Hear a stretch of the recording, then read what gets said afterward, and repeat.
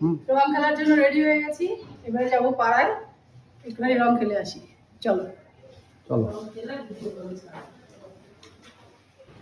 আমি দাঁড়িয়ে রয়েছি, ওরা আসবে তারপর যাবো।